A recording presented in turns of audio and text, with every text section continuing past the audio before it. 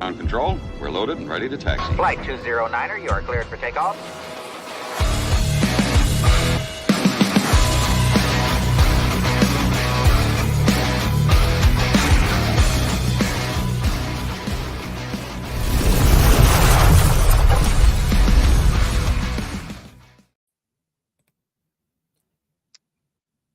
Ta-da!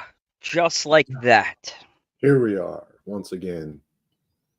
Back again for another Saturday night. Jeremy, how have you been all weekend long? Or all week long? All week long. Hasn't been too bad. Today was a hassle, though. Man. Just whatever could go wrong went wrong today. And yeah, it was one of those days. Yikes. Almost got kicked out of Home Depot. Okay. Yeah. Yeah, I went into Home Depot to buy a washer and dryer. And they had to make it hard to buy a washer and dryer. So, yeah.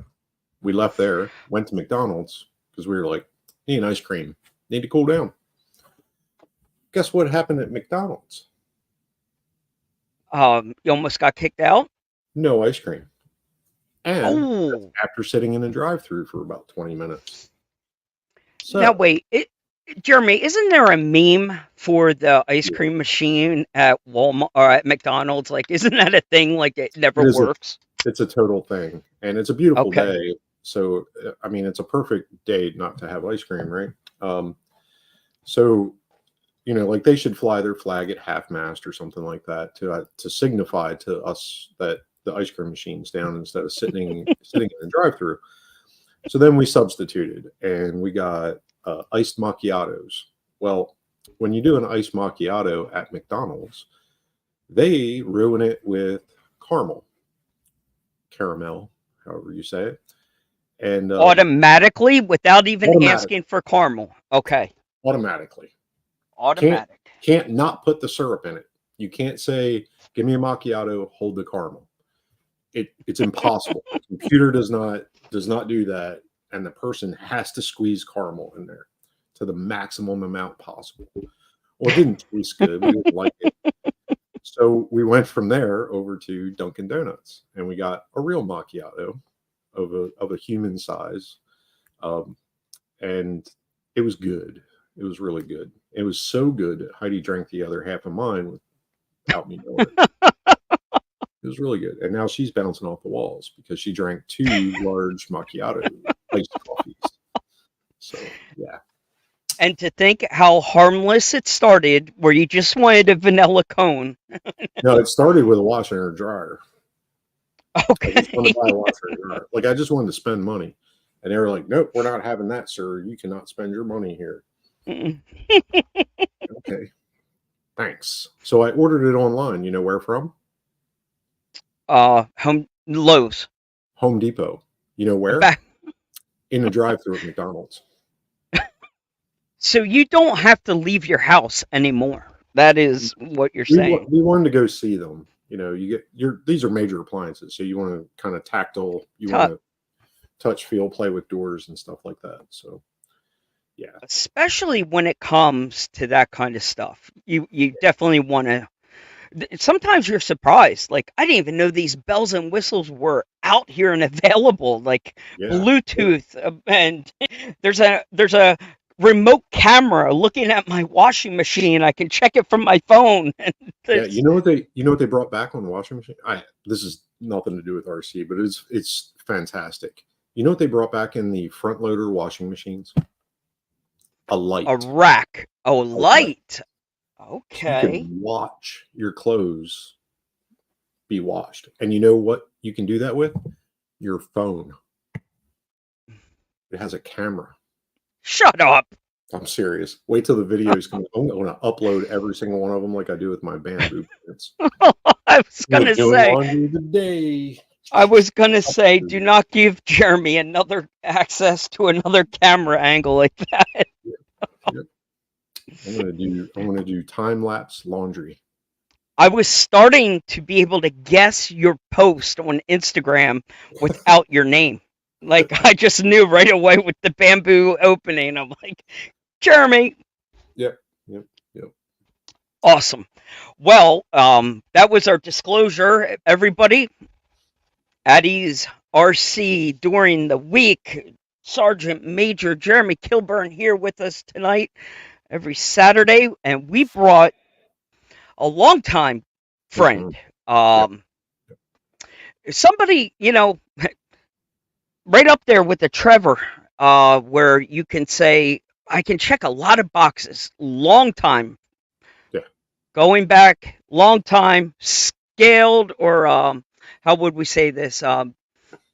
Talented scale builder, true autism warrior, CAD designer, graphic designer. Like, you don't get to say that too often in one sentence. I mean, this guy checks a lot of boxes. So people, if you have questions, this is the time tonight. Pick his brain. We are proud to welcome Jeremy, or Jeremy and I are proud to welcome Corey Allen, the original OG, Mr. Georgia Rock Zombie himself. So I'm going to pause for a 10-second station identification, and when we come back, we will have him hopefully front and center.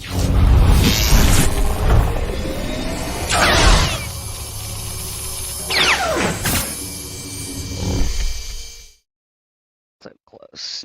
Nah, I tried. You tried. So close. I tried. I was close. But bam! Corey Allen, Mr. GA Rock Zombie himself. What's up, fellas? How the heck are you? Busy, as always. You are always busy, so that's not really a good answer. I'm not going to accept that. You are always busy. Talented, busy, graphic designing, CAD designing. Yeah, I mean, my goodness. And true autism warrior for a long time. Responsible for many of my custom wraps, the incredible Rift project that we did together. I'm so proud of what you were able to help me with that. Just Bring It. That was a super cool little Rift theme build for autism. I know that has a soft spot in your heart, but this man is a true fan of an April Fool's. April 1st. This is a type of guy that is just a true fan of April Fool's Day. That we definitely appreciate. I love the April Fools. Yes, you do. So, Corey, you give us a soft intro. Who are you? What are you up to? Where can we find you? All that good stuff. Well, you'll find me just north of Atlanta most of the time. I like RC cars. I like graphic design. I like CAD design. I like audio and video stuff. I'm a big nerd. I work IT. I do IT for the school system here where I work at. So right now I have 5 schools that I'm over. So IT as in like boots on the ground, fixing the computers for the kids, or are you a step above that? Well, I'm all of those steps, actually. Okay. I fix them for the kids. I fix them for the teachers. I fix them for county workers that come in. So I'm not a school-based employee. I'm a county-based employee. I work all over the county. Okay. Cool. 5 schools. Well, Corey, I know that keeps you very, very busy, and you have a work history working with the Braves of 1 year, right? Didn't you do? I did that. Yes. I worked with the Atlanta Braves through the 2021 season, postseason. I was right at the end of the regular season, and then hit the postseason in September. That's when I went to work for them. Worked all the way through the World Series. That's right. I forgot. You couldn't have timed that any better. Like, that was the perfect time to work for them. And it was just a coincidence. Like, that wasn't Oh. They didn't bring you on because of the World Series. No, it was weird. I was on my way back from Tennessee, and one of my friends called that works there, and he said, "Hey, would you say you know graphics as well as I know video editing?" I said, "Yeah, it's a pretty fair statement." He says, "Good, send your resume to this guy. I think I just got you a job with the Braves." Wow. Sent the How resume cool in, is and that? yeah, sent the resume in. He said, "Cool, come in. We'll talk to you on this day." And there it was. I was hired. And they haven't won a World Series since. No, they haven't. Ooh. I'm just saying. That's what I told the producer. I was like, "Hey, you guys bring me back, you'll win a World Series. As long as you keep me out of there, you guys are going to suck." That's the only thing you need to have on your resume. Yep. There's a reason we keep this bad cop around to point those things out. Leave it to Jeremy. Hey, just saying, they never went back. Oh, yeah. Well, Corey, it is no secret the reason that you are here this week. There has been a somber moment that happened in the RC world with the world of the Ultimate Scale Truck Expo. My phone started blowing up come late Sunday through Tuesday. How are you doing? How are you holding up? I mean, literally, I felt like, it felt like a family member passed, and consoling people. We were in this state of mourning a little bit, and I'm sad. I'm terribly, terribly sad. It is a piece of me. It is a piece of the hobby. Thoughts? Yeah, that was a staple event in the South for scale RC. If I remember when I first heard about the Ultimate Scale Truck Expo, we were talking about it, and we were like, that just sounds like a terrible event to go to. Like we were back then, we were all in like the, super performance RC that we thought was scale. We put a few stickers on there. We paint the bumper on the Lexan body, or get a TF2 and put a ridiculous motor in it and big tires. We thought we knew scale. But my first trip to there changed everything that I thought I knew about RC.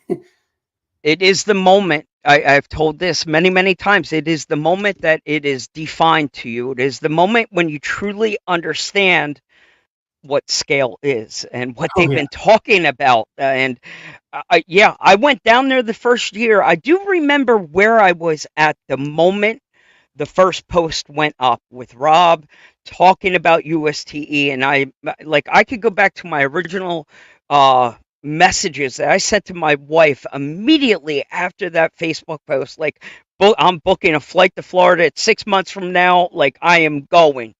And still didn't know what it was. The whole ride down there, I thought I knew, but wow, it slaps you upside that face like, boom, that's what scale is. Mm-hmm. Yeah, and Jeremy, I know from an Operation 11 Charlie standpoint, this hurts. Just maybe harder, because USTE was a home base, a huge supporter. It's really gave Operation 11 Charlie that push in the beginning. Yeah, it was one of our largest events to take veterans to. That was the easiest terrain for them to navigate, and it being in Florida is, it's close to home base for the founder of 11 Charlie, good old Javier. And it really became our signature event. It was our major kickoff to the year, for us cold weather people to kind of get together down there and get our annual calendar done in the background and all that stuff. So yeah, not having it last year, and now knowing that it's not coming back around in that same format and that same location, it's a little tough. And we had to regroup. Yeah. Well said. Yeah. we won't dwell on it too much, but I couldn't go another step further into the show without at least acknowledging and thanking, as much as I want to be somber and cry and, ask for a pat on the back and a hug, at the end of the day, it is a massive, massive thank you to Rob and the entire USTE staff that have put together one hell of a great event. And the one thing that people are always going to miss, I've seen many, many comments, people posting, thinking that they're going to be able to fill in a gap and maybe replace USTE, and they'll never do it. And people will say to me, well, why is that, Mike? What's the big deal? What is the secret sauce that USTE did? And I said, it's so simple. It's in the title, and people miss it every time. It's the expo. It's the expo. Yep. And that was Rob's signature. That was the key to this, and putting the vendor first and giving a platform for people to learn in a classroom setting where you're learning from somebody some soldering tips. I mean, Rob just really knew how to take care of Operation 11 Charlie, make sure you guys had space and a private space when you needed it. He always made sure he looked out for you guys. He kept it family fun. So it's going to be hard to beat. The whole expo part of it, people miss that. Yep. And as time went on, it kept getting more lost because attendance went up and activities changed due to the people that were attending. Okay, from year one. To satisfy them, but you got to remember what an expo is. It would be like going to SEMA and expecting to see and participate in the Baja 1000. That's not what SEMA is, and that's not what USTE was. It was an expo to show off and showcase what's going on, what the trends are, and who the people are that support the hobby. And it got lost. In my opinion. It did. Year one, we were actually in rows of seats with a teacher in the front. It did get lost a little bit. Towards the end, it was standing room in a kind of a safety meeting kind of format. Like if you walk by in a hurry, you would think it was a bunch of people smoking weed in the corner or something. Yeah, it with the amount of people, it lost some exclusivity, and it just, it wasn't sustainable at its in that form. We kind of felt like that, 2 years ago. It's like, wow, this is really big, and it's a little out of control, and not due to Rob or any of the event. It was getting too big to meet the intent in which it was created for. And that's just me talking. It's fair enough. But Corey, there's no question that you got behind it. You wanted to build maybe a specific truck that year. I remember the one year you were trying to do tires. Remember, you were doing the molds for a scale tire to try and create your own, and then the moss that you had in the paint, and you've always put some detail into what you were doing. So you learned what scale was, and you clearly understood the assignment. Oh yeah, Nick Barber still wants that moss. I still get kind of heckled every time I see Nick about stupid moss, Corey and his stupid moss every time. This stupid moss. I was getting so many photos and updates with all the moss updates, and it was kind of Corey's middle name for a while. Yeah, him and the moss and what he's working on. But no, you got the you definitely pulled it off, Corey. Good for you. Yeah, I've already gotten rid of that truck too. Yeah, because of the moss. It was just getting too moldy, mossy. I mean, yeah, it was out of control. It grows on its own. Rolling Stone gains no moss, so you get rid of it. That was such a good. Well, Corey, I would love to know what is next on your radar.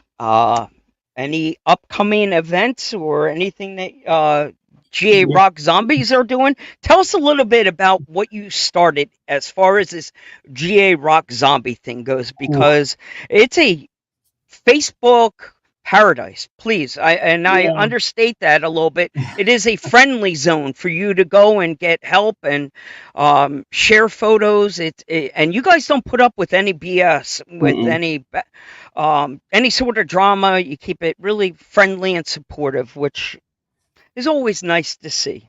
Yeah, we try to. So the way Georgia Rock Zomies came to be, this is actually the 10-year anniversary. I believe it's July 14th or July 28th is the 10-year anniversary of Georgia Rock Zombies. There was another Facebook group for scale RCs back in the day. They were more on the comp side. Sorka style stuff with the sporties and shafties and all that stuff. They still do that, and they have a really good group of guys that do that, but we're completely separate. But we were all part of that group, and then out of the blue, everybody's booted. Like, it's just down to admins in that group. And several of us still wanted to get together with the same people, so I thought, man, I gotta do something. So I was trying to think of what could I call it. And so I thought, well, there's zombies in Georgia because The Walking Dead was filmed here, so that could be cool. I went through a bunch of different names of trying to think, what could this be? And then it hit me, we would every one of us would stay up to the just wee hours of the morning, 1, 2, 3 o'clock in the morning, just wrenching on our trucks, trying to get them ready for that Saturday meetup. And on that Saturday morning, we're all walking through the woods like a bunch of zombies. And I was like, that's it. That's it. We're going to be the Georgia Rock Zombies. And so for a while, I called it Georgia RC Zombies. But then I was like, no, we don't all have all RCs. Like, we don't all have planes and helicopters and boats. We all do now. So I thought, no, we're just going to call it the Rock Zombies because that's mostly what we play on anyways. So there it was born, and it's just taken off. And started as a group of maybe 15, 20 guys getting together, and I think we have close to 2,700 members now. Wow. That's quite a following. Yeah. It really is. If they were all active, that would be amazing, but they're not. But still, they can come in if they want to just watch. But what's impressive about it, Corey, is you've got support from around the country. It's not just local Georgia people that are in that Facebook group, and I thought that was very cool. Very cool to see the national, worldwide support for a small we got state. People from Canada. We've got I think we have a couple guys we have people from all over. I can't even tell you all the places, but it is mostly US based. And of course, mainly Georgia, Alabama, Florida, Tennessee. That's the main bulk of it, but there's still people from all over that join the group. But we try to make it so that if you want to join the group, you kind of have to answer the question. It's just one question. What's your favorite RC car? If you don't have one, what do you want to get? That way we know you're not a robot. We know you're a real person. And we typically give 24, sometimes 48 hours if we're not paying attention to answer that question before we decline the request. We turn away probably, I'd say, 50 to 100 people a month because they don't answer the question. But it keeps down the riffraff too. Yeah, I get a lot of that too. It's a lot of no answers. You can tell they're bots, or sometimes it's like, man, just send them a message, be like, hey, I just need you to answer the questions. Like, I know who you are. Just answer the questions, man. Yep. But we've got, like, it started out, I think, with the admin group. It was just a few of us. It was me, Dwayne Kearns, Orrin Camp, Chris Tustian, and I think that was pretty much it. We were the only admins. And then it started growing, and I was like, man, we're going to need some more people. So we started doing events, and it started growing more. So then I was like, man, I'm tired of doing events. I did them for 5-6 years, and I was just sick of doing events. It was taxing. I was doing 5 events a year between here, Florida, and Tennessee. in Alabama. I was 5 a year. It was too much. So I decided I was going to do one last event. That was going to be my big exit. And then I called it the Halloween Haul and Crawl. Sorry, this side. So this is the 6th year coming up for that. Started out as just a basic 1 year or 1 day event. You show up, and the idea was anybody can go through the woods and follow your RC car through just trail markers, no gates, because we didn't care. We're not keeping score. Just go have fun. Anybody can drive through that with an RC car. Put a trailer behind you, and it changes the game. So I built, the little trails going through the woods, and the part that Scott Bray will always hate me for was at one point I had them drive up this pretty steep incline, and you get up to the top and you touch a marker, but then you had to back your trailer back down the hill. And Scott hated me for that. And now the event has grown. Like I said, this is the 6th year for it. I handed the reins over to Scott Bray for events, and I could not have made a better move for doing that, because he has taken Georgia Rock Zombies events to a new height, to the point we're getting, hundreds of people showing up to our events where we were used to 30, 40 people. Our last event, Zombie Palooza, we had, I think, just over 200 people there. And that was a 2-day event. Halloween Haul and Crawl 6, it's our first 3-day event. And I would like to see about 300 people there. I think that's a good number for our event, with everything that we have going, with all the vendors that are showing up, food trucks, regular vendors, people. I mean, it's going to be bananas. Yeah, that's a lot. Yeah, a lot. Because you can see here. Well, you can't see my hand, but Cherokee Rock Village, they kind of let us do our own thing there. They love it when we come. They love the RC community, because we share that space with the rock climbing community. And, these people come in, and for us, it's mesmerizing to watch them scale this, 150-foot rock wall just tied to a rope. So, if we're riding through with our RC cars, they're all gawking at our RC cars, and we're like, there's no way I'd get up there.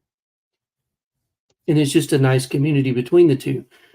But they give us kind of freedom to do whatever we want. And you can see some of the stuff. Like, we'll have a show and shine, tug of wars. But if you know anything about tug of wars, we don't play. Tommy Tyson builds some hardcore tug of war trucks. Like, don't bring your truck thinking you're about to drag. They were insane. Guys. Like, they don't stop until they catch fire. Yeah, like it's crazy. Don't bring an RC car. Bring your real car to tie to some of their stuff, because it's heavy. Tommy brings, it's a thing that he created for Halloween Haul and Crawl. He calls it the Table of Death. Oren and Scott saw this thing at Proline by the Fire, and it was kind of like a roulette table. Big round circle. You put all the RC cars on it, and it's kind of like last man standing. So there, it wobbled. Their table did. Well, Tommy thought, well, this was cool. Tommy Tyson. He says, well, that's cool, but I want to take it a little further. So on top of that spring that I'm going to weld to the, frame of this thing, I want to put an automotive spindle. So now it spins as well as wobbles. So you put, 5, 6, 7 trucks in a circle on this thing, and he spins it and wobbles it. And then you're trying to fight gravity as well as centrifugal force to beat all the other trucks. And that's why we call it Table of Death. Let's see, what's another one we've got? Oh, the zigzag drags. So I started this at Haul and Crawl 1. I was telling everybody and talking it up, we're going to do RC drag racing. And they were like, oh yeah, I got this. I run a Mamba Max Pro. This is way before the Mamba X. We run a Mamba Max Pro and a 4300 kV Pro 4 HD 5mm shaft on 3S, begging the rotor to explode. And they're like, there's nobody that's going to outrun me. I'm like, that's cool, man. I'm glad you got a fast car. It's probably not going to help you though, because I kept everybody up at the table area and registration, and I went down to this spot and I built a zigzag drag course. So it's super technical driving through the first part, but once you get through that, it was a drag race out the end to hit a ramp and jump. But you can't hit a barrier. If you hit a barrier, you're out. If you roll over, you're done. So you've got to be a good driver as well as a fast driver. It's a way different challenge. Yeah, through the years, we've taken it a little more on the trailer side. So we have it so that you have to drag a trailer through this, and the end part is not a drag race and jump out. It's a turn your trailer and back it into a spot. So let's see what else we have. I know it says poker run, but there's not going to be a poker run this year. Mark Piper and Melissa Piper are doing an 18th scale monster truck freestyle. So whatever you want to do with your 18th scale low C LMTs, or any of your small scale monster trucks, 18th scale, bring them out. We're going to have a freestyle competition. I love it. We also have what we call a trailer lift. This was also taken from Proline by the Fire. I think they called it a deadlift.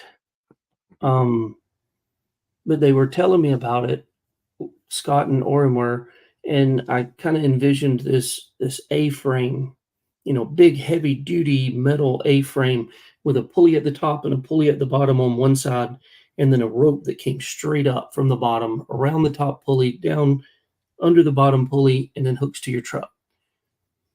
And then there's a heavy trailer at the bottom of that with weight in it that we can add and take away weight. And then you have to controlled lift this thing up to ring a bell, and then controlled lower it back down. So that's the trailer lift. We chew up a lot of tires. So all the tire vendors are super happy because everybody's been trying to get Castle to come to the event so that, Kate can see this and Thomas can see this. And then they're like, oh yeah, we're about to sell a ton of motors because they're about to burn every one of these up. But that's coming. I still have to talk to Kate. That was a trailer lift. And then we build trails all throughout the park there. This place is huge. The views are incredible. It's just some of the crevices that you can walk through with your RC car. You're just like, this is another world. And, we have raffles, of course. Our vendors are always extremely gracious and they just load the table up with stuff for us to give away. And it's, we try to make sure everybody that comes to the event leaves with something, because we go through everybody that's there handing out prizes. And then once we've got everybody has gotten a prize, everybody's number goes back in and we do it again. If we can do it 3 times, cool. We'll do it 3 times. So, but there's camping, you can camp there you can camp with a camper, RV, tent sites, doesn't matter. Camp in your car. They don't care. We got at least one food truck, Walk Hard Barbecue. They've been there every year, except for the first year. But it's a killer barbecue truck that they come and set up, and they bring a ton of food. It's really affordable. And the little lady that sits outside with the fried Oreos and the homemade fried pies. Whew. In the words of Scott, don't get any of this stuff on your forehead, because your tongue will beat your brains out trying to get it off of there. That's in the words of Scott. But my favorite thing of Halloween Haul and Crawl is the night run, because that's my thing. I've been going to Cherokee Rock Village since I was 15. So about 30 years I've been going to this place. And I know that place like the back of my hand. So I can walk through in pitch black and know right where I'm at. So I take people through a really fun night run with all the headlights, and we get back to a place that has now been deemed the donut hole, because you go through all these places where you have to like duck down and climb under the rocks, and it's not hard. Anybody can do it, but it's just the fun of it. And then once we get back to the main area for the night photo, it opens up to this humongous just picture above you, and all the RC lights are there. And everybody turns their headlamps off, and then there's this just amazing picture of all these rocks and all these RC cars with lights on. It's really cool. And I'll carry them back just a short ways, because we're not very far from the parking lot, but you feel like you are. And I get them back to the parking lot, and I'm like, okay, for those faint at heart, here's the parking lot. You can head back to the pavilion or wherever. But those that like an adventure, come with me, because we're about to get into some sketchy stuff. Like, hold on to your friend, because we don't want anybody falling off a 60-foot cliff. That's how we're about to get sketchy. But I always keep people safe. I'm never carrying them that far. But you feel like, man, this is super dangerous, but you're really not. It's just the fun, because you don't know where you're at. But I do. I know exactly where we're at. Corey, the venue where you have this Halloween haul and crawl, is this the only time of year that you're at this venue? Is that another reason it makes this place so special, or do you come back here throughout the year with other events? Oh, well, there is another event like East Coast Championships that's held there every May. That's John Mesa, Trace Boatner, Colby Johnson. They do the comp side of things. So that's hardcore USRCA rules. So these guys are like, this is one of the qualifying events for like Worlds for RC rock crawling, because it's the true comp style where it's a shafty truck or a sporty truck or super whatever, like cut and shut tires that are like wagon wheels. That's the kind of trucks they bring there, and they're nuts what they can do. It's really cool to watch. They're robots. Yes. Yeah. Moon buggy. But we can go, like, anybody can show up to Cherokee Rock Village any day of the week. They're open all the time. And if you show up and say, hey, I want to go do some RC crawling, they're like, cool, yeah, it's $5 to park all day and knock yourself out. Have a good time. It sounds a lot like Blue Rocks. Yeah. Campground by our place at 24/7, almost all year long, that same kind of vibe that they're come and hang out. And it was never an RC campground before that until the recon started coming.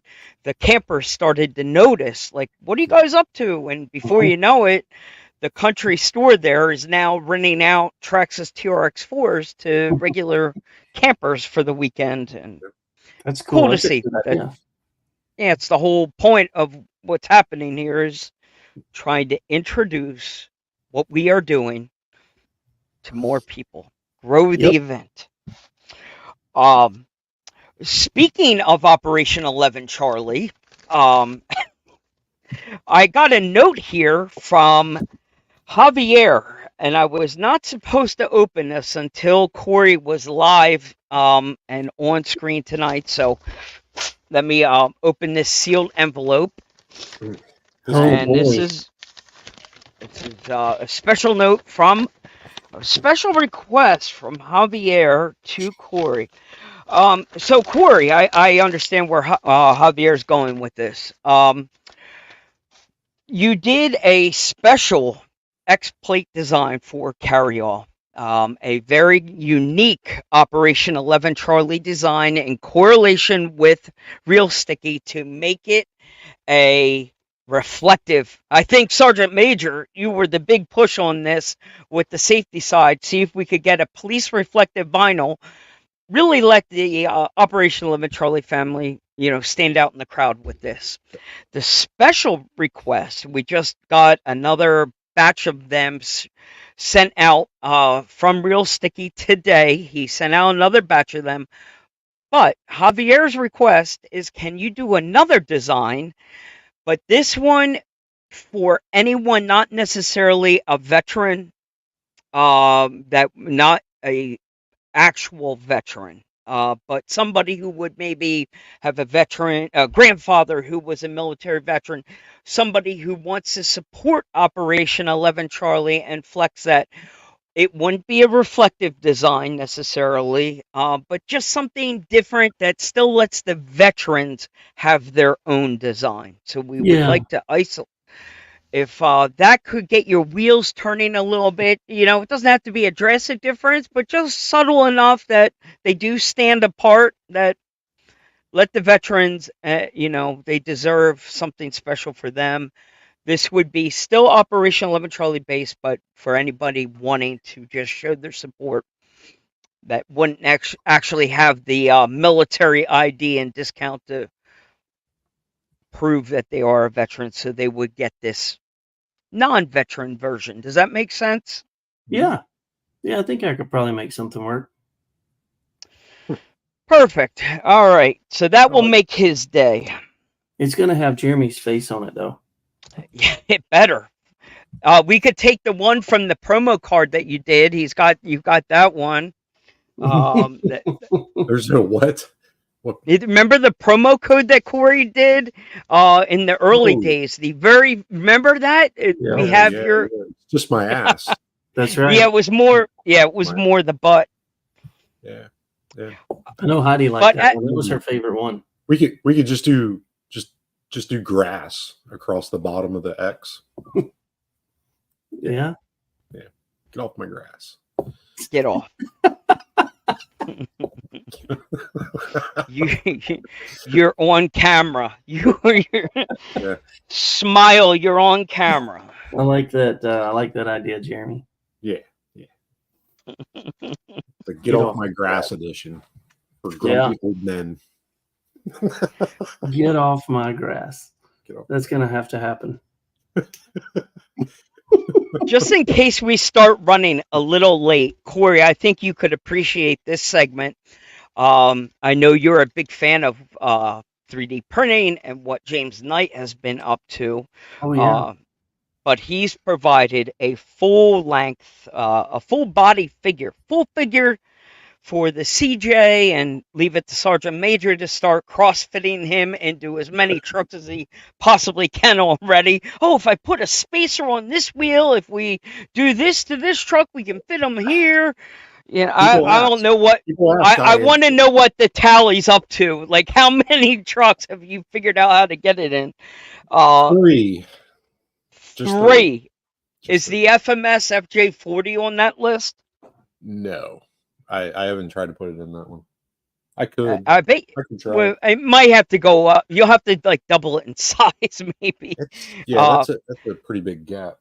It is a gap. On the floor. That's why I'm looking over there. I just held it up to the door, and I'm like, wait a minute, it's not even close.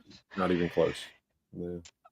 But Corey, what you could appreciate is down to the tread on the Nike Air Maxes that he is wearing, like the Nike swoosh built-in, the tread on the bottom of the shoe, like literally, James did not disappoint again with the level of detail. Jeremy, how many was it? Like 1 million little triangles to print. Like for a print this size. We're talking, I'm still at the 9-hour mark on a very fast setting. Like, and it's not a huge thing, but it's the detail. There is so much detail, and they're like outrageously addicting to print. There you go. Like, look at the fit on that. I mean, it is dead on. It is dead on. Feet on the pedals and everything.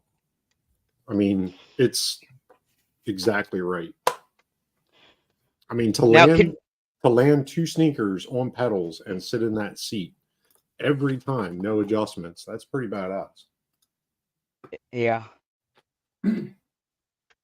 Level of detail, worth it. Yep. And the other little trick, the thing that I've been sneaking around with here a little bit, Jeremy, is I took the heat gun, like I've done before in the past, to just try and, if you put them in the passenger seat a little bit, I don't have the CAD drawing skills that Corey does. So where I resorted was the heat gun, just to get a little bend on it. So now I can get them to hold onto one side of the door and put maybe something in the other hand, just to get a pose, Yeah.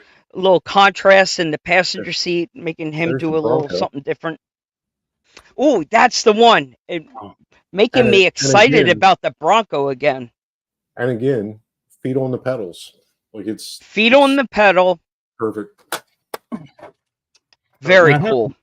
I have this scale figure that I need to get into something. Oh, no. What in the hell is that? Groot. Did you? A Groot with guns. Yeah. Groot gun. Groot? Did you print that? No, God, no. Oh, We found it somewhere. Is it And actually- Kelsey was like, "You need this." And I was like, "What do I need that for?" Have you seen know. that, Corey? Look at the tread. See, I couldn't see it before. Apparently, I had too much stuff running on my Mac. So you guys were like, choo, choo, choo, choo, choo, choo, choo. Now I can see it like live, real time. And you got the ear holes.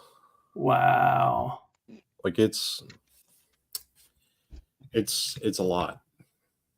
It's Wow. a lot. There's a lot going Jeremy, on. I was 8 hours into a print and literally ran out of white filament. So that's all I had left. But dude, seriously, no BS. That's literally where it stopped. It ran out of filament right at the neck. I couldn't have planned it any better. I'm like, this I'm not disturbing. It's going on a shelf and I'm keeping it just the way it is. It's You red can't with have that. embarrassment. Yep, I'm finishing it red with embarrassment. Yeah. Perfect. Oof. Yeah, so very cool. So what that all was segueing into was with this new optic, and again, James Knight continues to bring the realism with these steering wheel control, the shifting. It's really cool to see. And then he drops the not Matt or the not Josh passengers. Yeah. How cool was that? And the earlier post that James did during the week was, I think he dropped like a helmet in the passenger seat, and then I saw somebody else make a comment about, could you do this? And James is one step in front of knowing what the people are going to ask for. Mm-hmm. He's got it lined up. The next post, I promise you, it's going to be, it's going to be a driver, just like what the public is wanting. Bravo to him. On speaking of the optic, since we're still on it, I picked up a file free. Okay. Yep. So Jeep grills are now a thing. Is this who did it? Harley? No, this is free. It was on. Yeah, I'll have to look for it. But he also did a Toyota, like FJ40 style. FJ40 style. Yeah, kind of tired of looking at that. So it's pretty cool. I did them in yellow. Very cool. These are my test prints. But very nice. Yeah, there's the makers are out there and they're doing a lot of cool stuff. I think people are going to get behind this real quick. I think you'll see a couple of. What do you think? Will a fuel tank come? Will a scale fuel tank come after you requested that last week? After you expressed your disappointment in it? Yes, somebody heard me because there's a file that's supposed to be coming this week that puts the RC 4-wheel drive scale fuel tank in the back of it. So instead of having an unrealistic 250-gallon fuel cell, you'll have a more realistic 20-gallon fuel cell. What did they do? Literally steal the one from like the Miller Rock Bouncer, like that fuel tank? No. No. The one that's in the optic? No, I'm saying you're saying that they were going to pair up the RC 4-wheel drive fuel tank with it. I didn't know if they were stealing the one from the Miller. The aluminum tank that they make that. Gotcha. The after rippers and all that other stuff. Okay. Yeah. I think it's on printables. If you search Vanquish H10 optic 3D file, like it comes up in Yegi and then links you over to printable. But they're definitely pretty cool. there's a lot of stuff coming out for these. A lot Good. of makers and creators are doing a lot of stuff, so it's really cool. And well, even woke up. Fine laser designs, the ones that do the guy that does the clipless, the come hither mounts, the clipless mounts for the CJ and the Bronco and all the other platforms. Yeah. He did clipless battery doors for the optic. I put those on this week. He's in New York. Oh, perfect. So he's not far away. It's 24 hours shipping from order to delivery for me. So I put those on, and that is genius. That's genius. So no more pins, no more dropouts, no more body clips on that entire truck. So I can do battery changes with a come hither with one finger. So, perfect. Well, I was happy to lose. So Corey's just catching on to come hither. So it was trademark hashtag Matt Pett. He came up with this when Traxxas did their clipless body mounts for the Bronco, the 2020 Bronco. He did this underneath the fender wells, and it got deemed to come hither.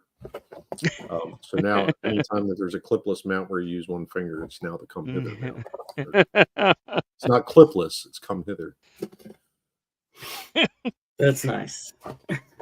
But it was the right move on the CJ. Losing I had inner fenders, they're a nightmare to put on and off. I was keeping a pair of like these little skinny needle nose in my pocket to pull them out. I couldn't get to it. It was horrible. Now it's just that. I just literally released the body. Wow. With that one finger. You don't have to look at anything. You just and it's back on. Like you've done that before. You just know where the spot's at. You just knowing where the spot's at is important to more than yourself. As long as everybody knows where that spot is. I'm done. Actually, there goes monetization. Done. We're done. Anybody can change batteries if they know where the spots are on your truck. You got to. Yeah, you got to know where that's at, just in case you have to change the battery in somebody else's truck. You got to know where they're at. You could confuse them. You're making the Crawler Cult show look like PG-13 right now, guys. Well, I got my Wyatt Mellon skid plates on the CJ, so I don't have to take the body off. But I already had those clipless mounts. Like I keep waiting to drop down with another come hither flip. It's more of this motion than it is of this motion. It's more like a swipe. Yeah. The battery door drops down. Sometimes it's easier for the. It is. It's like stealing the whipped cream off of something. Just take more than it is taking a scoop. Now here's the question: Would that mount work on the older Bronco, SEX 10.3 Bronco? No, because of that stupid bumper in the front. Like I think which not Bronco? The way the old. He's saying the old Bronco and the CJ. That I think it would have to be redesigned. So it's a different mount, but because of that bumper. Yeah. Okay. So you're saying the come hither was available for that body also? Wow. Yeah. Send me a link. I need that. So I need that. Fine laser designs on Etsy. Yep. On Etsy, and it just. I'm telling you, man, it just falls right back on. Yeah, because that's so much better than trying to find the body pins in there. It's horrible. You're going to line everything up, get the inner fender wells tucked in, flip it upside down, and then you're dealing with a body clip that's this big. Yeah. Well, and it's easy to tweak. So when I installed them on mine, it was a little stiff. I couldn't get it. I just took I just shaved a little bit of it off. Shaving. And little shave. Yeah. A little shave and loosened it right up. Reamed it to get that sweet spot. I got you. I'm done. I'm done. I'm done. I'm done. I'm done. I mean, For a nice smooth transition. nice smooth transition. It should require a little shave, a little smoothing. Yeah. Yeah. Yep. And if that doesn't work, there's Cal products. Yep. A little bit of lubrication. You gotta Slide lube right it. Yeah. Hot fisting action. Got quiet in here. They got real quiet. And I Yeah. can't even see the viewers, so I have no idea how much There's- we ran off. There's very few people watching. It's Saturday the night wheels at fell off. almost 9:00. So look at this. Throwing a banana in the tailpipe segment. I found TRX4 Bronco tailpipe. It is left and right, so quad exhaust for your TRX4 2021 Ford Bronco, right? It's just like a Club 5 setup with so you got your tip. You can keep your tip separate. Just the tip. So, yep, paint this in a black and you can take care of just the tip. And then it comes onto a nice little simple mount up underneath. Tailpipe. I can't go anywhere without making this perverted. Were those black tips? This is a dashboard. Try and make fun of my dashboard, okay? I'm not making fun of anything. I'm just All right. yeah. It's Corey's The fault. dashboard. I finally have a dashboard. I'm at the start of an interior for the 2021 TRX4 Bronco. I just need to make sure the sizing's right. I took a super detailed TRX4M Bronco, doubled it in size, and we'll see if I got the math right. But I am that much closer. My cheap ass does not want to go on Club 5 and spend $50 for a stupid, dashboard that you're never going to see in those tinted windows. So this is the compromise that I'm willing to do, is spend 15 minutes on my printer to print a dash. So that's what's been keeping me busy this week is so that's it's a real challenge in our hobby is, do I spend 10 hours researching how to do something that costs $50 that somebody else has already done, and it not be yours? It's still somebody else's. Or do I do it myself and make it my own and spend countless hours doing it over and over? It all comes down to it's a hobby. And if you're creating something unique, it doesn't really matter who made it first, as long as you make it your own.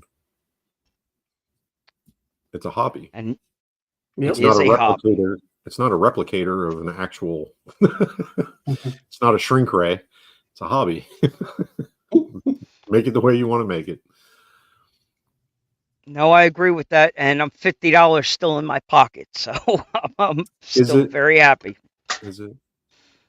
You got like 20 cents in material in that dash. Yeah, we've got filament cost, electricity. Sure, we can sit here. You can be the bad cop all you want and point out all the cons. I get it. You win. I'm just saying, it's not free. Fine. What's your time? CJ, how much is your time worth? The CJ7 driver, realistically, how much are they costing us? Yes. What's the total on buy the file? $20, whatever it is. It's worth $20. And the 18 cents in filament that it takes to make it, you can make as many as you want for 18 cents. After that, is that what it calculates out to be? Under 20 cents? Yeah, in PLA it's 20 cents. Okay. Cents, something like that. I've made like 10 of them so far. So what are you doing? No, like 6. I made 6. 6. I made 3. One failed, and I did make ducks. One I'm keeping on the shelf. So the center dash, your center glove compartment where you stashed 100 ducks, does that thing open, or did you cut that to open? The CJ7, that factory, that's open. That it has a little latch on it. You can flip it up.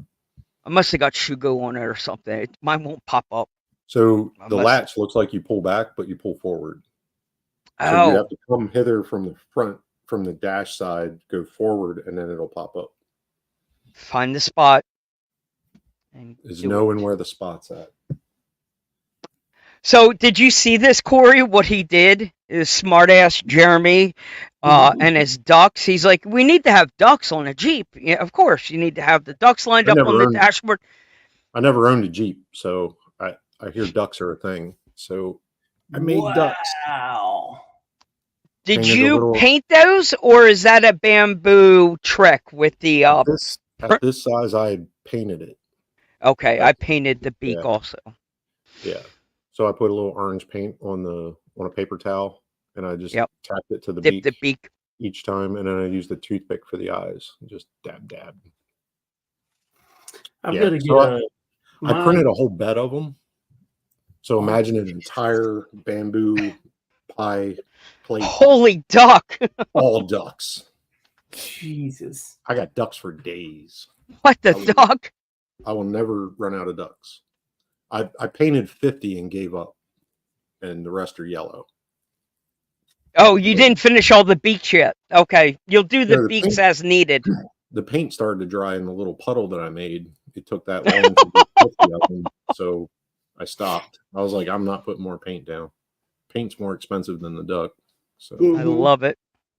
I have a 3D printer, but it's a resin printer. I got one of them too. But mine's a Creality. It's like LD002R.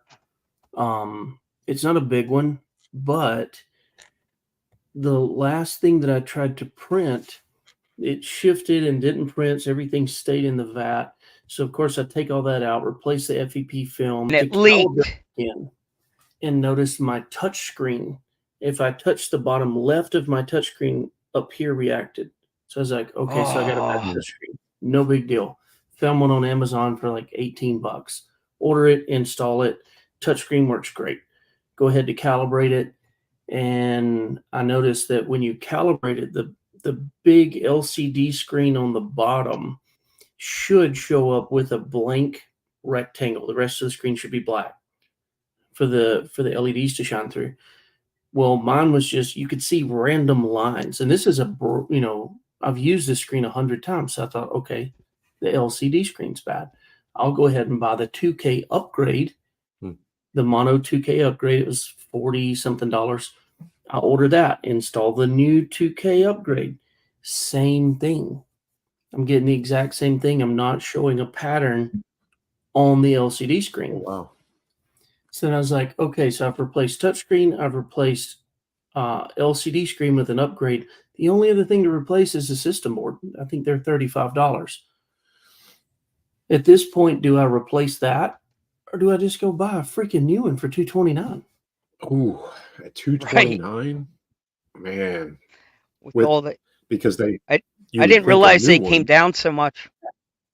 Yeah, you would think a new one would have all the updates, right? Yeah. So, well, I mean, this would be a Frozen.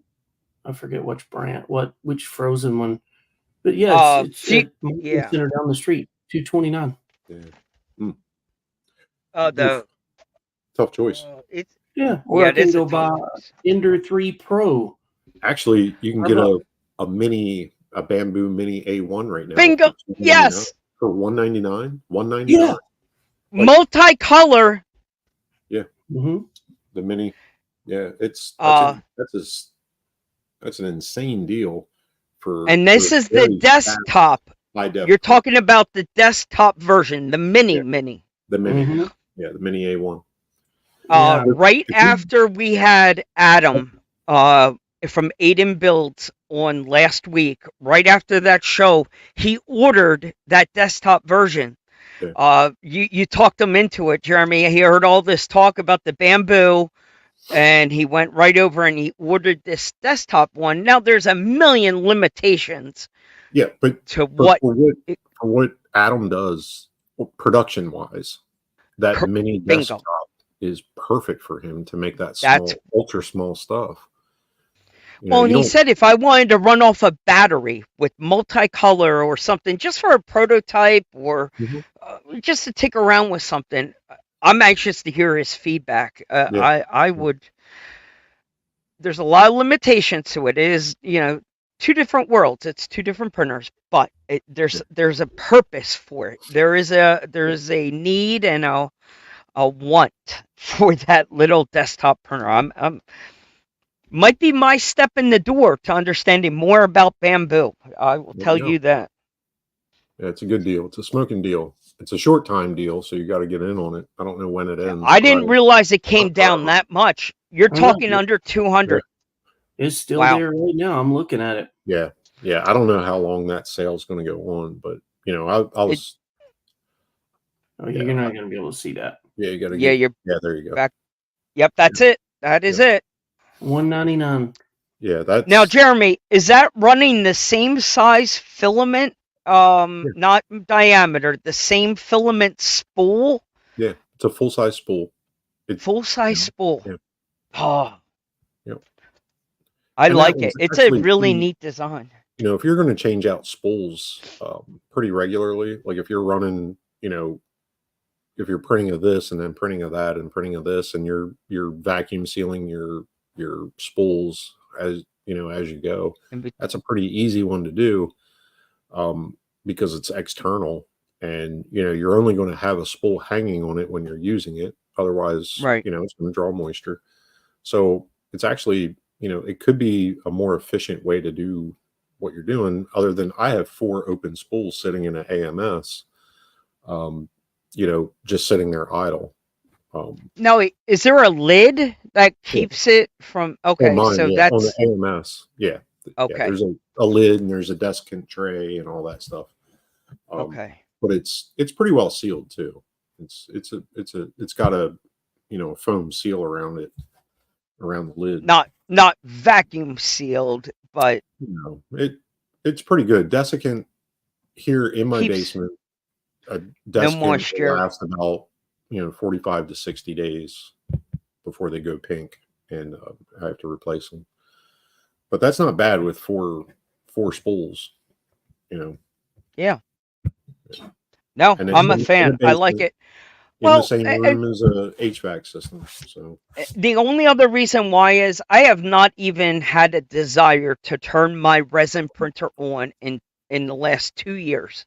After the last batch, I had the same problems like Corey had. I ran that last batch, nothing but headaches, and got done printing it and dropped it. And as soon as it hit the ground, it shattered. I'm like, you know what? I'm done. Like, not worth it. Yes, there's a level of detail that you can't get. I get it. Not worth it.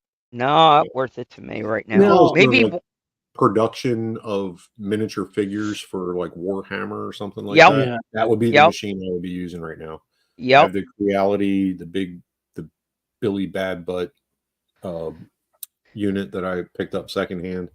That's what I would be using it for. But I haven't found an RC use for it, for me to say I need to use that kind of printer, and it's just not coming to me.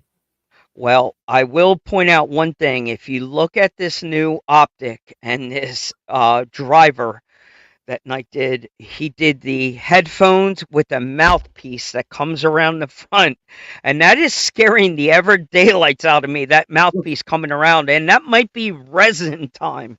Look, man, they're in this little faux mat head, I can look into his ear canal and scream, and see the spiral. I ain't got to worry about my Bamboo printing that mic. This thing it's making earwax. Like, I need a Q-tip for this detail. A Q-tip for this head. I'm going to. It's going to collect. I can hear you can hear the rocks shaking around in it. Yeah. So with the Bamboo, you're not looking to have to sand as much. I hardly ever sand. Wow. I print at like 0.16 or 0.12 on a final version. Mm-hmm. I don't sand. I just prime it. Prime and paint. Because we definitely went to a different print height. This driver is prime and paint.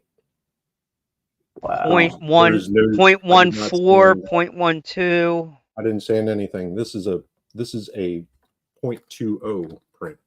Oh man. Yeah. Wow. This was my first print. There's a difference between the .20 and my .10. Like there's a noticeable difference. Yeah, .20 on a Bamboo. That file took I think like almost 6 hours. Almost 6 hours. Yep. If I pull it down and I get it down to this one in carbon nylon, I'm sorry, not carbon nylon, PLA carbon fiber. This one was at .12 and it took just under 7 hours. That's the time difference for that quality. It's about an hour. It's worth it. Like, it's who cares? Absolutely worth the wait.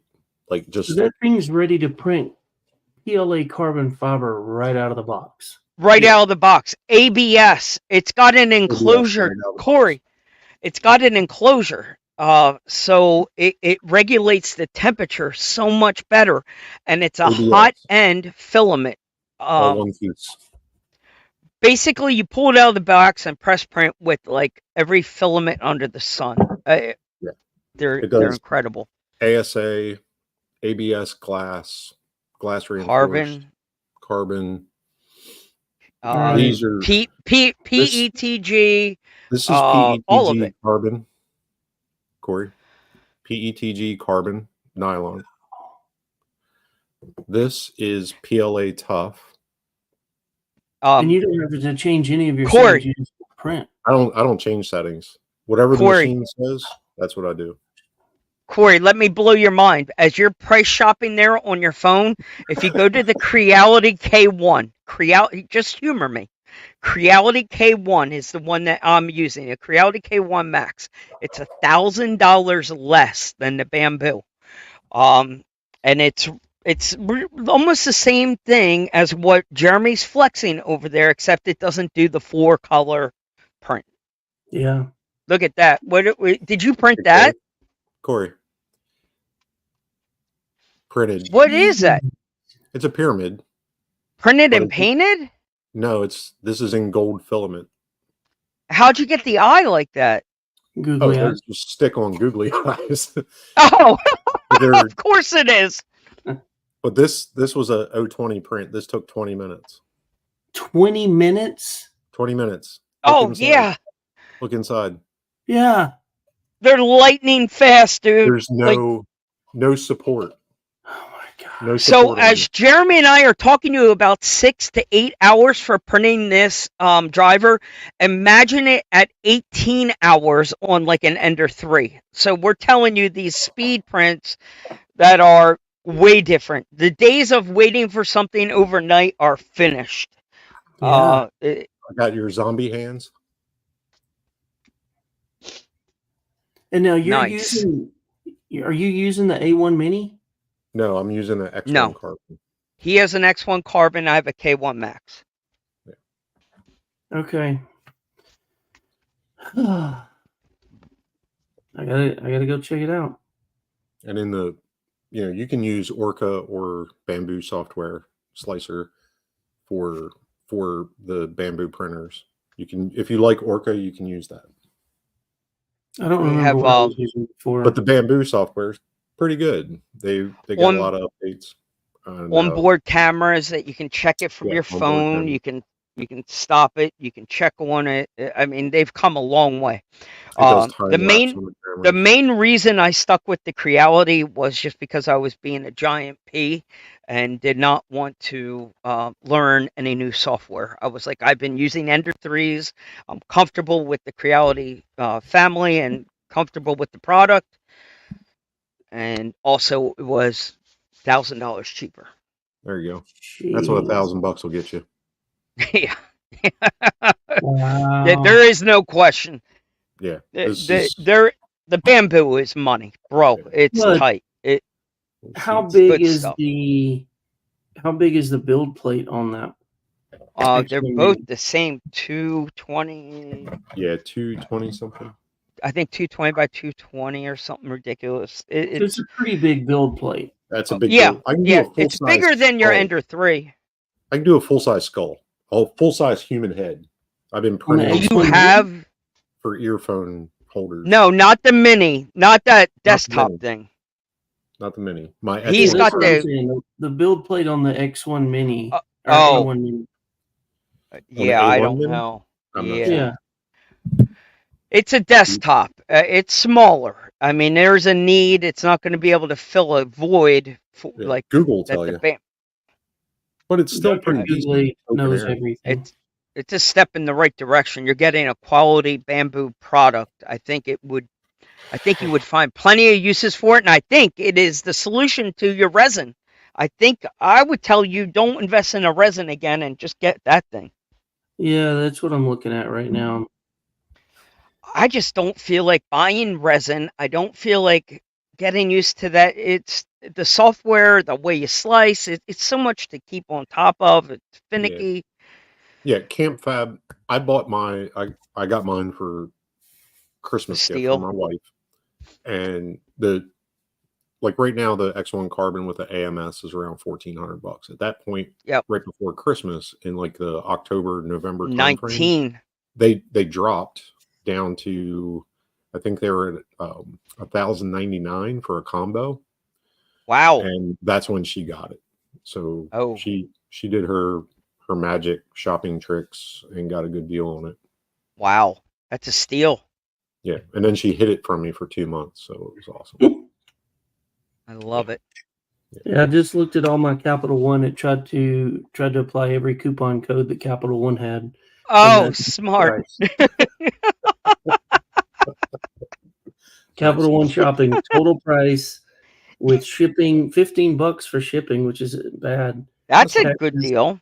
Yeah, tax is $12.84, so out the door $226.84 for the bad. bamboo mini A1 desktop. Yeah, Yep. That's not bad. Yeah, Not bad at all. I gotta know how big the build plate is. Right. But if we're talking about replacing your resin vat, I'm telling you, you're in that ballpark. Yeah. So what are you going to print on it, Corey? What's your typical print? Nothing more than, say, let me look at my nice ruler here. Say a scale motor engine? Maybe. That would be about the biggest thing that I would print.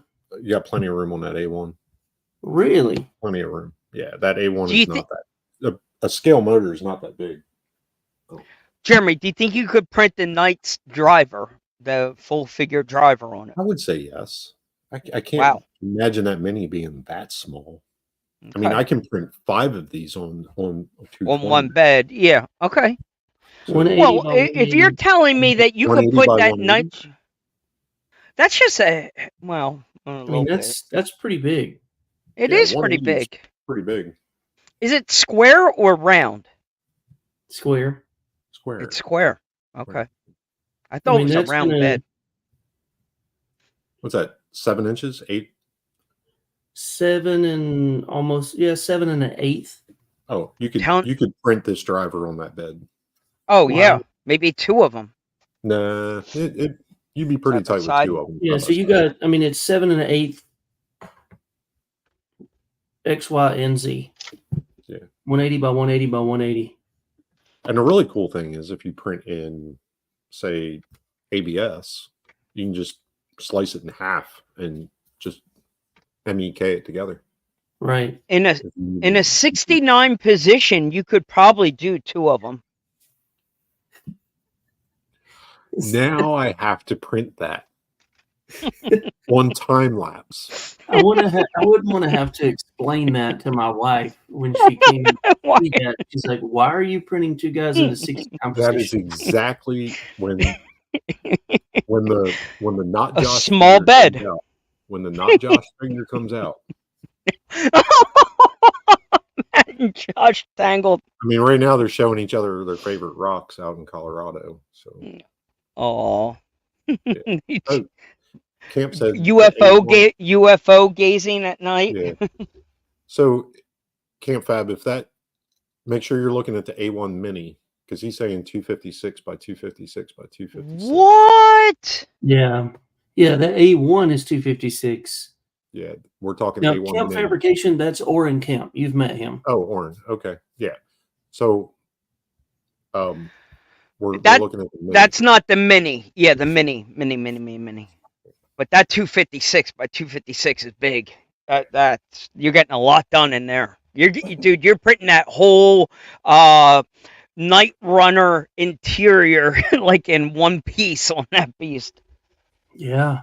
No more of that 3-piece chop up interior. Yeah. Here's my build plate, Corey.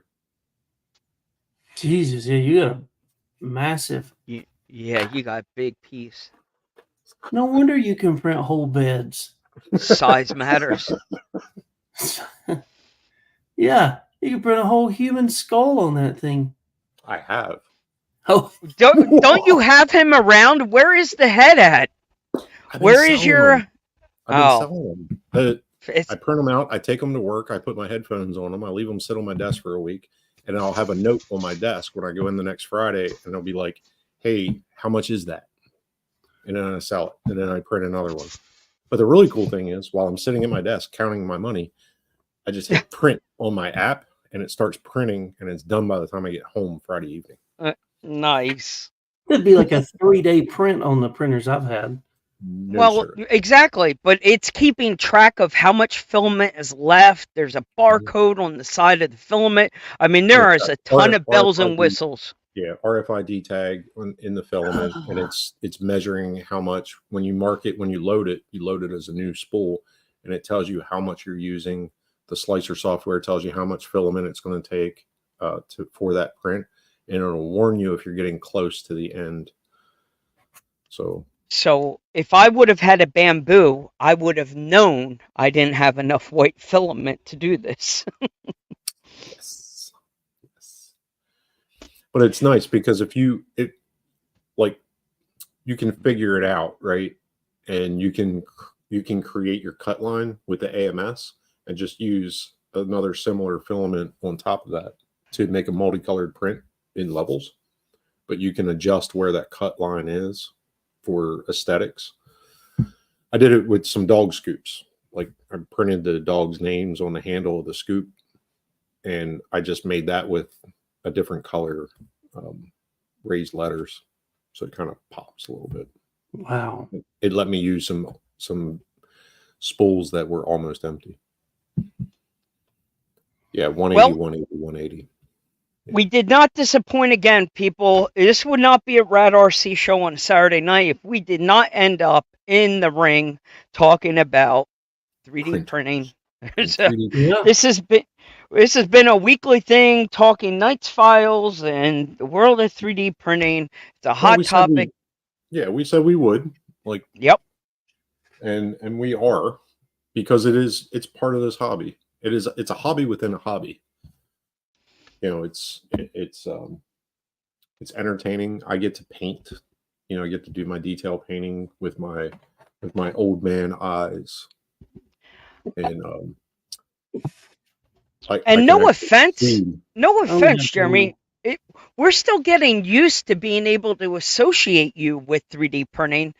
You picked it up in a hurry. You're like pro level at it already. From the man who said you did not want it. I'm an absolute hack. Yeah. But you make it look pro level. That's a badge for the bamboo, making it that much out of the box. It's the printer. It's not me. What I'm learning is orientation.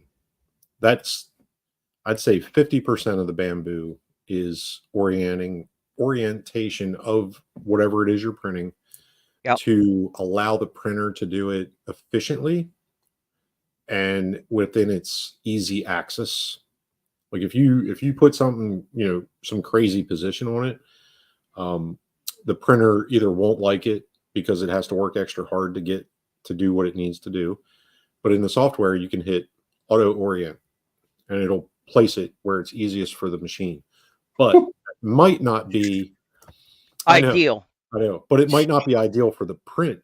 So you might end up with top layer lines. So if you follow the scheme of things and you say, okay, I'm going to let you orient this the way it's easiest for the machine and the most efficient way, but I can do smoothing. So I can heat the nozzle and do smoothing on its final layer so it doesn't leave those plateaus. You know what I'm talking about? Mm-hmm. You're ironing it at the end. Yeah, I'm ironing, smoothing, and I can also change the profile of the print from straight lines to zigs to minimize that as well, because sometimes you just can't avoid it. And then other times it's like, you know what? I just want it to face the camera so I can do a time lapse. And it is Right. absolutely doesn't make any sense to the printer. It's going to take, an extra hour to print it. And I'm going to do it with minimal supports because I want to see what it is the whole time that it's printing. And it'll let you. And it'll do it really well. That's a good point because it keeps loading my Knight driver this one direction. I want to print for the camera. And every time I spin it, and I put my head on and I weld the two files together, my printer, the slicer gets so mad at me. Like it stalls and it doesn't want to do it. So yeah, you have to fight it, but whatever. Yeah. The glory of that time lapse. Yeah. Sometimes you just do it just for fun, just to see what happens. Like a bed full of ducks. Like who'd have thought? I thought, man, this is going to be a spaghetti nightmare. There's going to be yellow plastic everywhere inside of this printer. And I was disappointed. Did you do it one at a time? Was it single duck at a time or all at once? All at once. All at once. Okay. That print head was going from the 256 to the 256.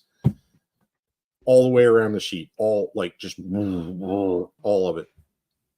Well, I was impressed with the last post that James Knight did with the optic. He had the whole bed filled up with pieces all over. Mm-hmm. Now, I wanted to know from him, was that all at once or was he doing those one at a time in a section? That's all at once. All at once. So it's working all around.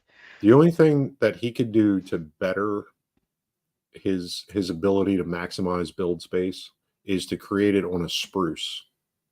I'm just clipping it off of a spruce. He's done that before with some of his prints. Yeah, that would be. You actually are printing the tree all around it. Some of his earlier designs were that way. They weren't real friendly for laying on the bed.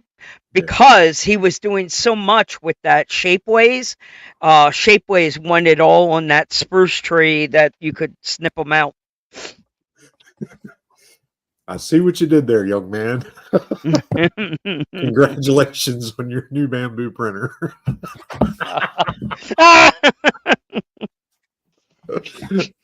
had to say it.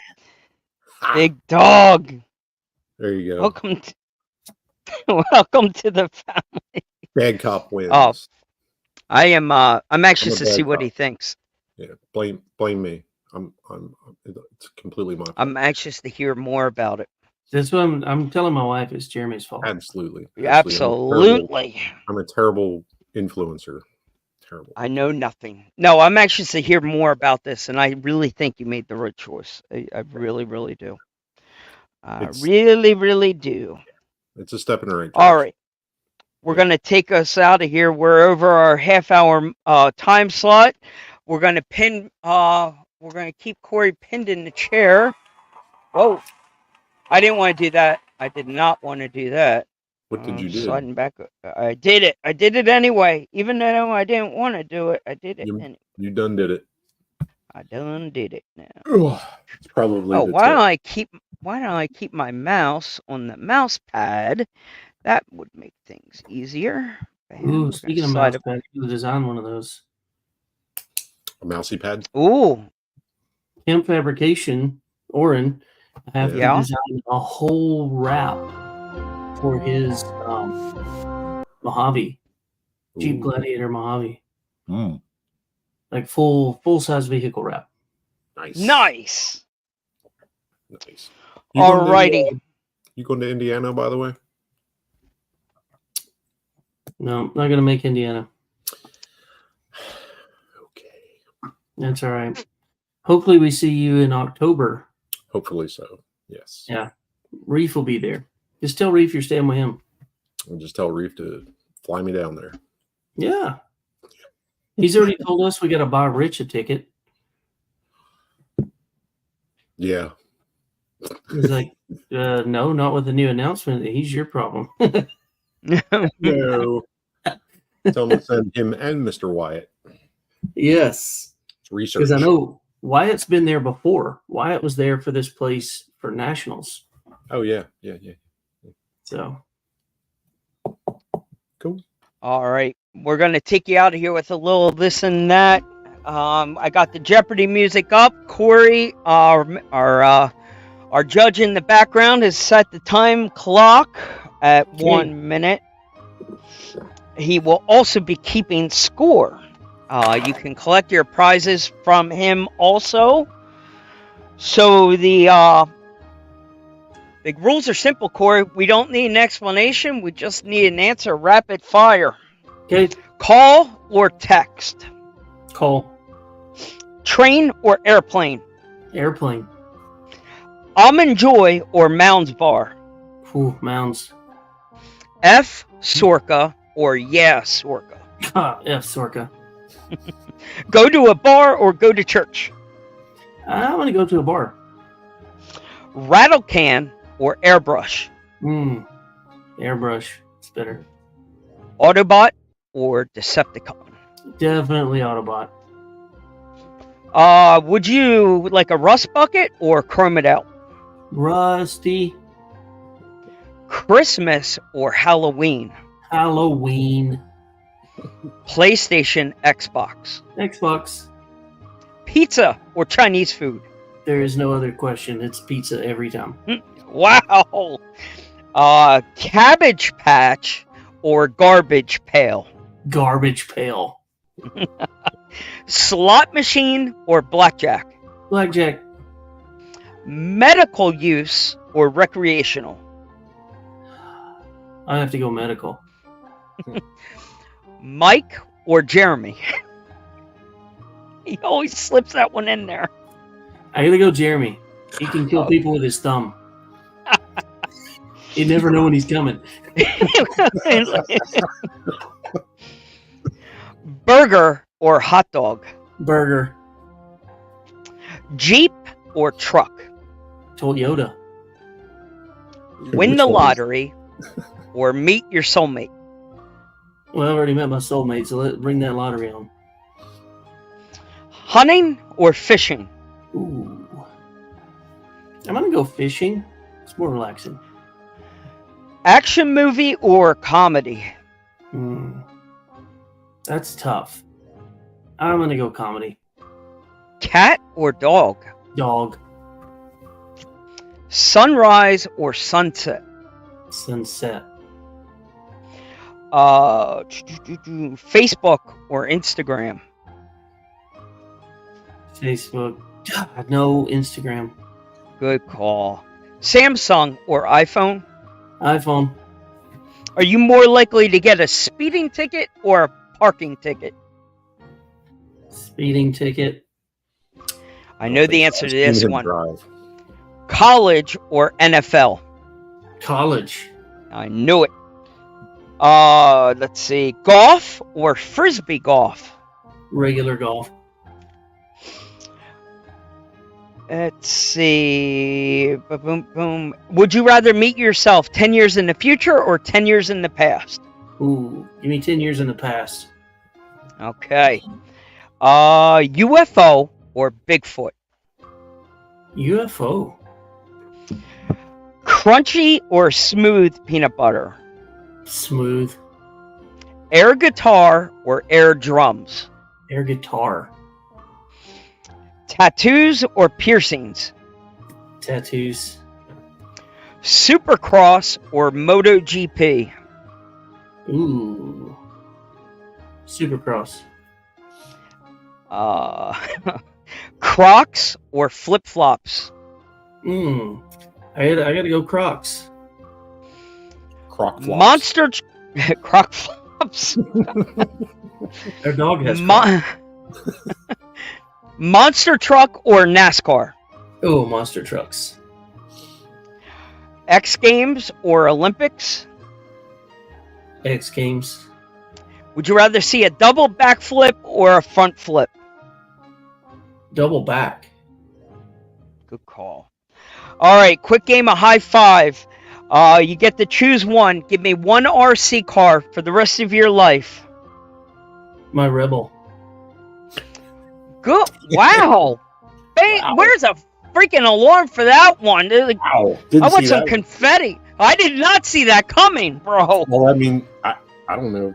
I mean, is there Where's my parts that take that long? Where's my confetti cannon? Yeah, they're still in Jeff Johns' garage, dude. Just hit them up. You might as well set it under. One movie. One movie? One movie for the rest of your life. Tin Cup. One song over and over for the rest of your life. Jeopardy theme. It feels like it. This is going to be in your head all night long. One song for the rest of my life. We'll take a band also. Ooh, Band? Oh, Chris Stapleton. All right. sounds like a person. One food. One food. Pizza, hands down. No questions Hands asked. down. It's always One people. person, dead or alive, one person stuck on an island the rest of your life, dead or alive. Chick downstairs that won't leave me alone. Good You're choice. dying. I'm surprised she hasn't come over and given you a kiss yet.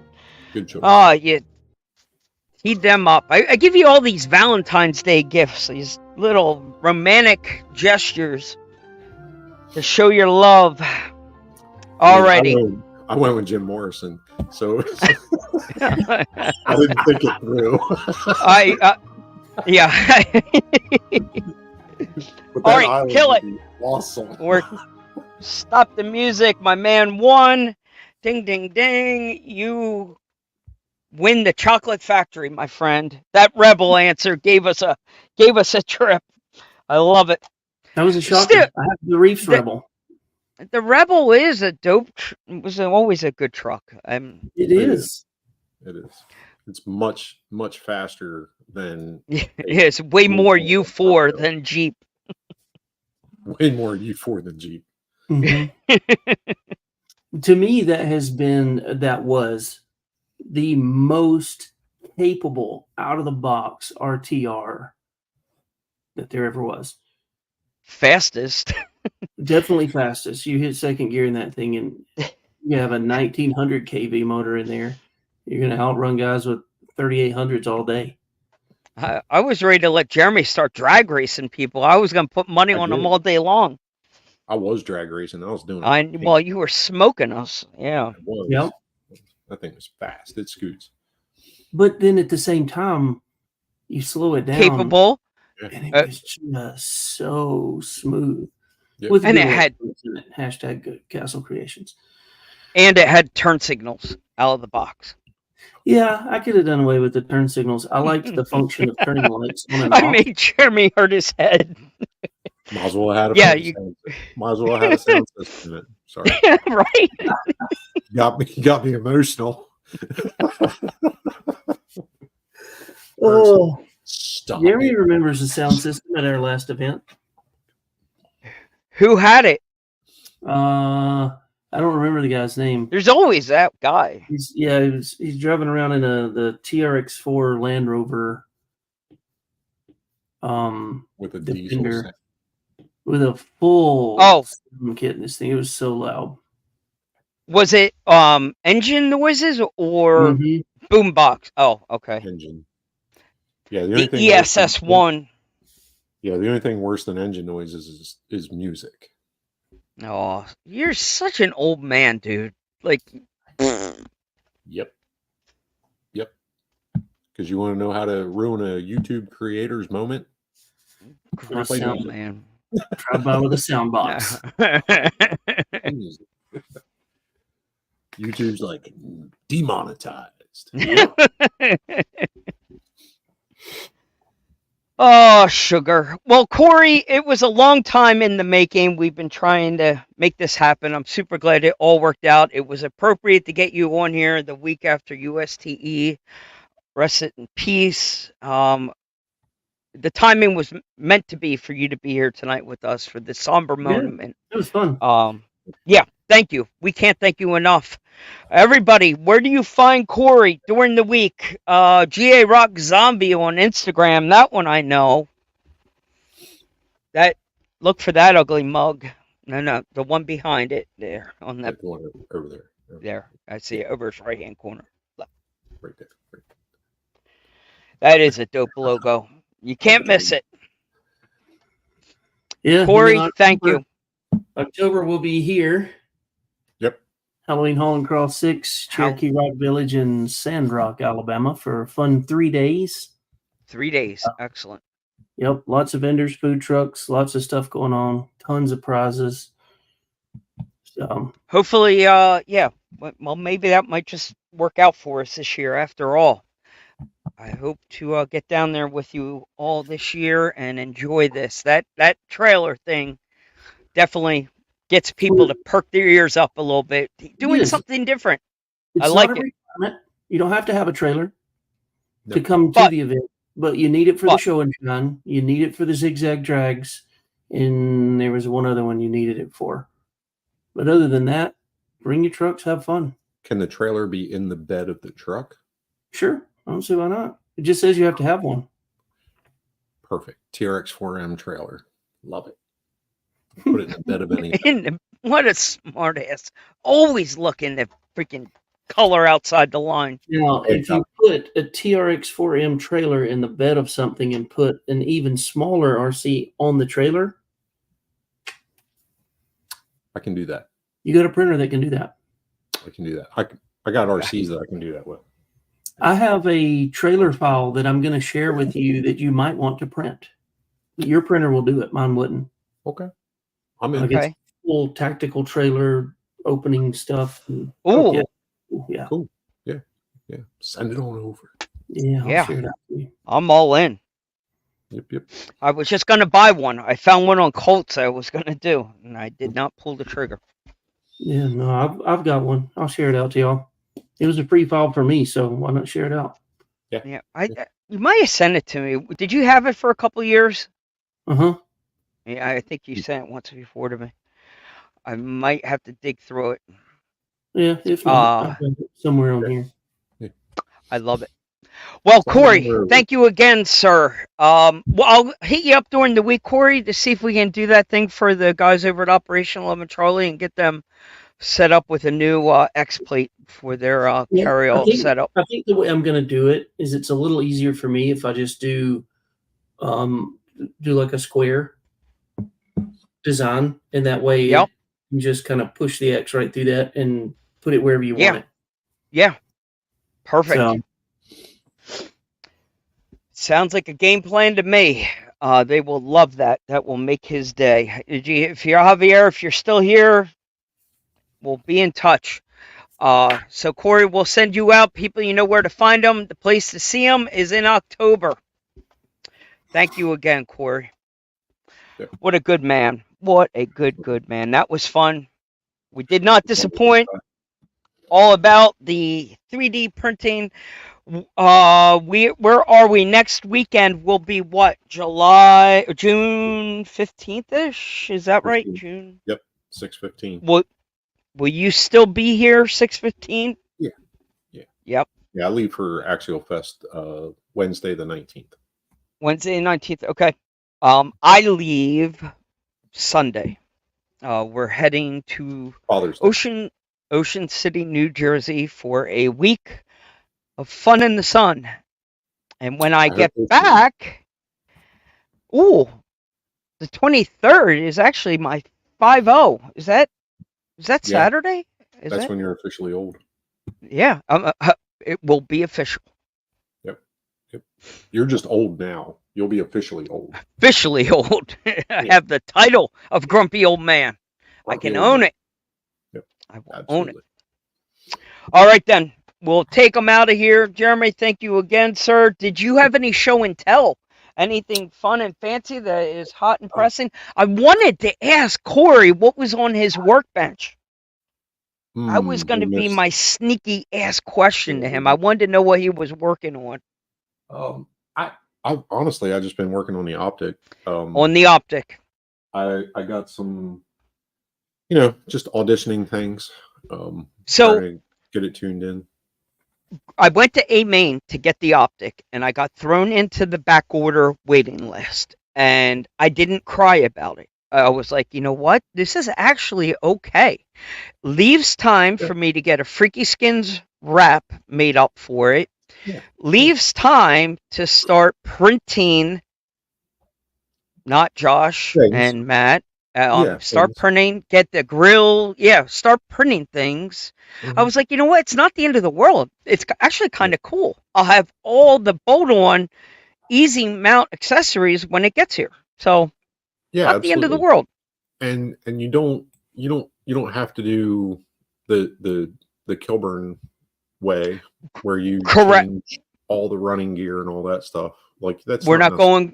Yes. If you're going to run it with a cosmetic, I was going more. Yeah, I was going more for the glam. Yeah, then you don't need to do transmission work and all that stuff. Right? It's not necessary. We'll get the glam. We'll get it looking fancy and fine, and then we can backtrack later on and get the servo and motor and all that good stuff all hopped up later. But just to get us up and running, steal a good servo out of something else. I've got a couple floating around. The stock servo isn't bad, but it's not good.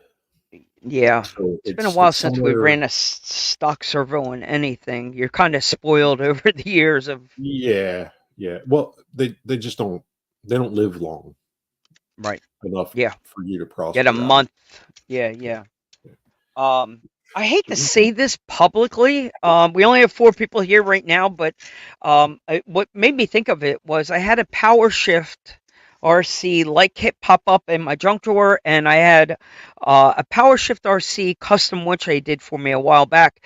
Has much been happening in the Power Shift RC world, or is that that's slowed down a little bit over there, or is it? Have you heard? Is it officially done? I don't know if it's done, but I haven't seen anything. I haven't either. Probably in a year or better. Okay. Since last USTE was kind of the last time I really heard anything from them. Well, and you knew who else went quiet? And again, I hate to say this publicly. The A&M Burt Melcher's Instagram page went quiet also. Where are people? He's still answering emails and questions and selling parts. Okay, valid point. The Instagram page went quiet, but I still see people posting up new product. Like that, I just got my A&M. They're still getting the A&M scale mail, so he's still got to be kicking out parts here and there. Oh yeah. I looked at a couple of posts today. They were like, "Hey, does anybody have a picture of it was an A&M bumper on a extended cab TF2?" and Jeremy's like, right up. He's like, "Do you want to buy one, or do you just want to see a picture?" And so he's very active. Excellent. Good. Bert's good dude. Like to hear that. Oh yeah, Bert is good dude. All right, sir. Putting my ducks in a row. My ducks in a row. Putting my ducks in a row. Jeremy, you can get ducks on Timo. Timo sells little scale ducks. Unfortunately, they're a little big. They're like ideal for maybe an SCX6 size, and they're cool little tiny ducks. Perfect for the dash of a CJ7, which is correct. And that's the same thing I did. But the Temu ducks, we bought 100 of them on Temu, and when they came this past Christmas, the entire family went out around my parents' house in ninja stealth mode, and we planted little ducks all over their house. Medicine cabinet, inside medicine pills, springtime coats, and I mean, my mom is still sending us photos every day of the number of ducks that she's finding daily and hidden junk drawers and all over the place. Well, now I'm going to have to do another plate of ducks and plant them. I've been trying to get rid of this yellow filament, this PLA tough, for a Yep, long burn time. them up. It's like it grows back on the spool. When you get down to Axial Fest, or when you get to the Badlands, just start dropping ducks and that's why I printed them was for Axial Fest for the CJ7. Duck you. Yeah, I'm just duck you. Duck all these Jeeps. Yep. A whole center console full of them. Duck them all. Duck them all. All right, man. Awesome. All right, bud. I'll talk to you. All right, let's give them an official fade out of here. Boom. We'll send it out officially. RC Garages is in here. Oh, shoot. Bobby. Thank you again, sir. Bobby is a good man. Bobby, we do want to reach out to you. Jeremy, I don't know if you've happened to see what Bobby was doing recently. Guys, over at RC Garages, Bobby came out with something new he's been working on, and this is a lay flat banner. Now, this is a banner that doesn't fold up. You roll it up, and then when you get to an event, it rolls and lays flat. So, if you wanted to do your 6-foot table, there's a lay flat banner option, customizable. You could get the Addies RC logo on there, lines printed like a parking lot. It's supposed to look like a parking lot and a great little place. It's a great little, cool little diorama backdrop on your 6-foot table. Very cool little thing. He did a few smaller versions for the Scale Garage, little parking mats. I don't even know if there is an official title for them, and different color configurations with the black and white tile with the red border. But they do look very cool. These little 6-foot table topper lay flat banners. Very good stuff, Bobby. Keep up the good work. I'm liking. I could use that for like I do the traveling road show, Boom Racing. Boom, and would love it for for the trucks on the table. And listen, with the yellow parking spot, maybe a couple for you. We'll do them all handicapped. And I knew that was coming. Yeah, blind man parking only. Yeah, I got it. Yeah.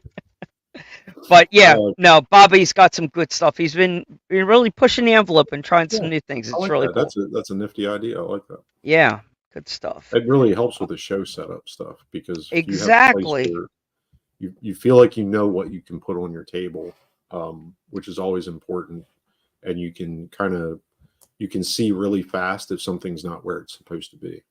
I like that. Good stuff. Yeah, good stuff. All right, people, let's do it this way. Intro, outro, closing video.